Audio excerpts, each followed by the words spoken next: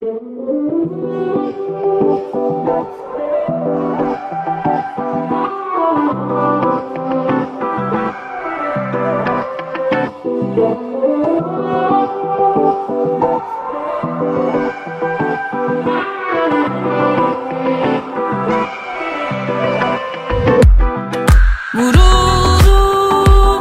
aynı yerden üst üste vuruldum ama sustum. Dağıttın hayatımı, beni ağır yanılttın. Acım oldum ve gördüm gerçeği, içindeki seni. Buna rağmen tutuyordum o soğuk ellerini.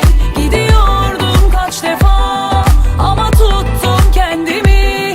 Yapamazdım, acıtamazdım asla senin gibi. Üzülmedin mi kalbimi çarpıp çıkarken? Küçülmedin mi aşkla verdiğim sözden cayarken? Nasıl bakıyorsun gözlerime veda ederken? Ben çok üzüldüm, sen üzülmedin mi?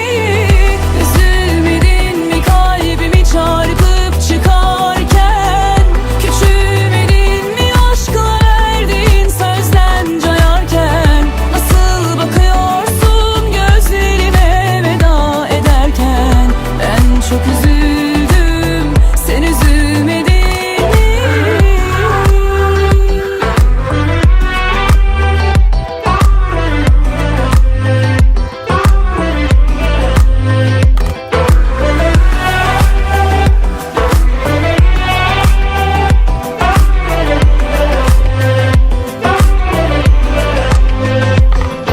Vuruldum aynı yerden üst üste vuruldum ama sustum. Dağıttın hayatımı, beni ağır yanılttın. Acım oldun ve gördüm gerçeği, içindeki seni. Buna rağmen tutuyordum o soğuk ellerini. Gidiyordum kaç defa ama tuttum kendimi. Yapamazdım, acıtamazdım asla senin gibi.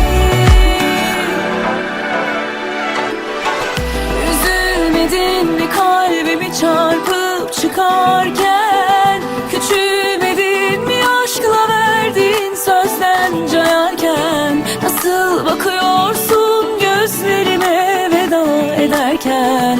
Ben çok üzüldüm, sen üzülmedin mi?